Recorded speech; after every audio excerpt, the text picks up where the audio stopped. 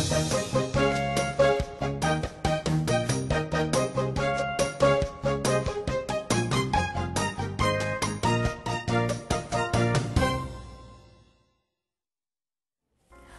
look, the NASDAQ was up 2% yesterday in heavy trading.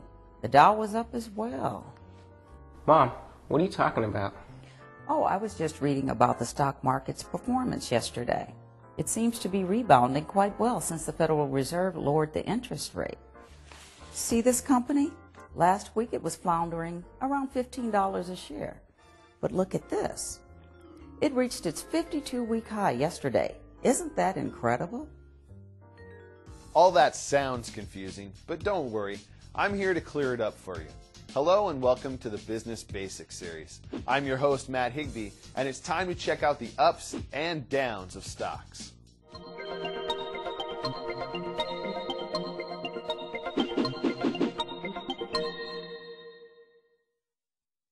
Well, here we are at the market. Okay, it's not exactly the stock market, but this market illustrates a major point. A market is a place where buying and selling occurs. Besides, the stock market isn't found in just one location. There are many stock exchanges all over the world, and they all share a common thread. At every stock market, people buy stock and people sell stock. In the United States, the first stock market began under a tree. Back in 1792, 24 merchants agreed to trade securities only with each other through the Buttonwood Tree Agreement. That tree just happened to be located on Wall Street in New York City. 25 years later, the organization became the New York Stock Exchange. Also known as Wall Street, the New York Stock Exchange is the most famous securities exchange in the world. But it isn't the only exchange in New York. The American Stock Exchange, or Amex, is located there too. Amex lists smaller companies. Almost every major city in the world has a stock exchange. Chicago, London, Paris, Tokyo, Singapore. There are too many to name. Another stock exchange that may sound familiar is NASDAQ. It stands for the National Association of Securities Dealers Automated Quotations. Whoa, now you know why they call it NASDAQ. Unlike the other exchanges, NASDAQ operates through a network of computers. Rather than screaming and yelling on the trading floor, NASDAQ traders sit at computer terminals all over the country to buy and sell stocks. The market value of all U.S. stocks trading in these exchanges is over $8 trillion. That's $8 trillion. The stock exchange has such a huge effect on our economy that everyone involved has to follow rules and regulations.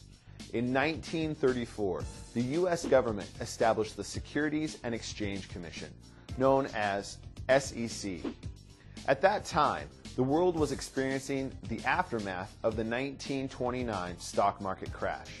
In the midst of the Great Depression, President Roosevelt created the SEC to regulate trading and prevent another stock market catastrophe. As a result, investing is much safer today than it was in the 1920s. That's not to say there's no risk.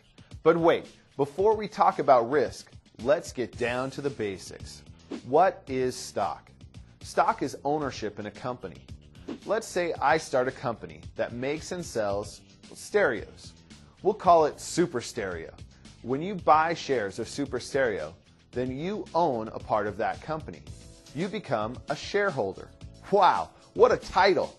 And with that title comes some perks, like dividends, voting rights, and if you picked a good company, a strong return on your investment. Now, you may be wondering why a privately owned company would offer you, the public, shares or a partial ownership in the company. Companies sell stock to raise money for expansion and growth. When private companies offer shares or go public, they are asking people to invest in the idea that their business will be successful. The first time a company issues stock is called an IPO, or initial public offering. The proceeds of this sale go to the company, and in return, the stockholders own a part of the business. Highly anticipated IPOs have raised as much as $10 billion in one day. In order to be eligible to offer stocks, companies must register with the SEC. Accountants and attorneys submit the required financial statements in a prospectus. The prospectus is a report that outlines the company's financial condition and explains how the company plans to use the proceeds from the sale of stock. The SEC provides this information to all interested investors. People looking for a wise investment study the prospectus to determine whether or not they want to invest in the company. It's simple supply and demand. Companies supply a fixed number of shares to the public. If a high number of investors anticipate a bright future for this company, then they will compete to buy the stock, driving the price of the stock up. Once the shares are initially purchased, they are open for trading on the stock exchange. Investors buy and sell these shares for a profit or loss. The company itself does not receive any future proceeds from the exchange of these shares. However, the company's performance does affect the share's market price. If confidence in the company weakens, stockholders will try to unload or sell the stock to capture a return on their investment before the price falls. If other investors sense a lack of confidence in this stock, they may avoid it, driving the demand for the stock down as well as the price.